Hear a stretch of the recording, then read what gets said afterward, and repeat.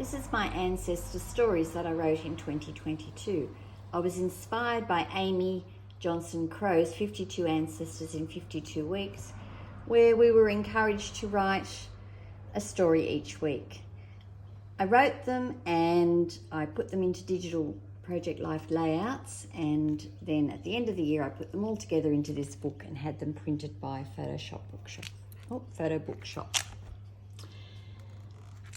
So I started off with the title page, the dedication page, and then using some of the topics. Identity was the first one. I popped in 4 family trees, which showed our 32 great-great-great-grandparents, and I got these from my family historian software, which has a charting program.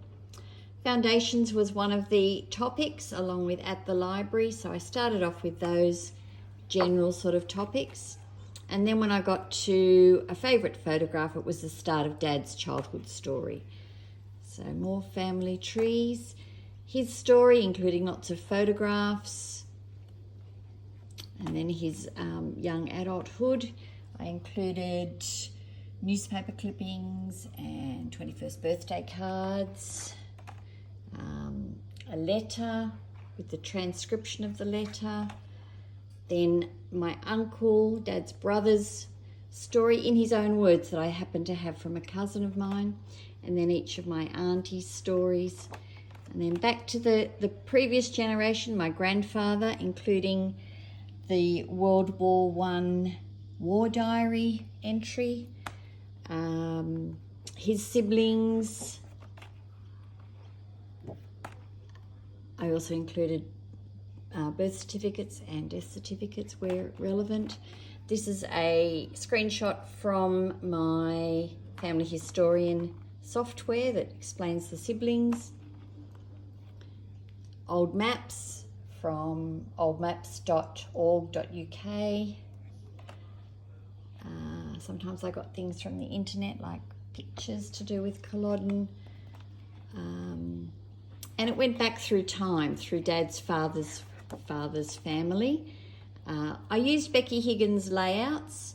This was layout A on the left, and I tended to have the same colour beige background for every page, and then I used this cream paper, and I pulled that in wherever I wanted a background of cream, or I wanted to put some text on the top. Then we went on to Dad's grandmother's side, the Shans. Went back, I used the British newspaper archives. And onto his mother's side. And more of the British newspaper archives to tell that story there.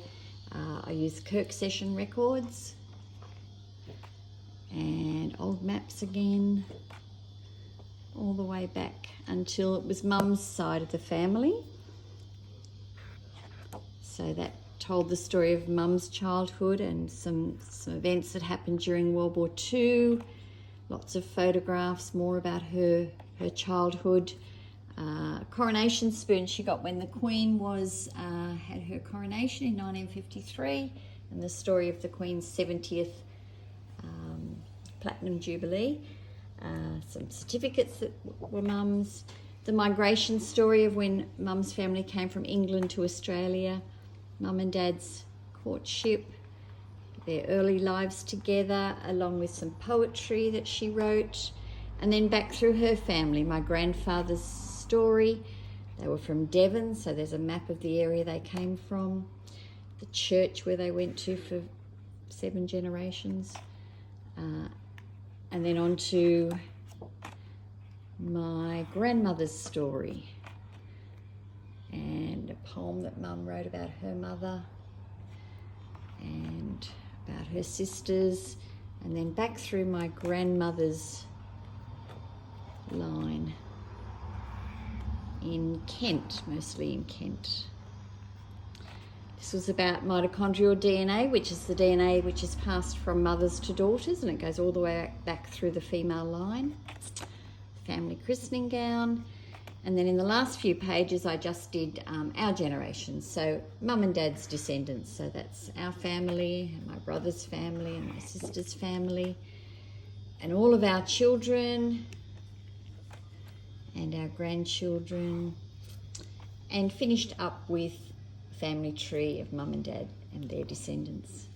So it's quite a thick book because it's a lay flat format. I had 3 printed, one for my brother, my sister and I, and I'm going to have a number of just hardcover ones printed for my children and my nieces and nephews.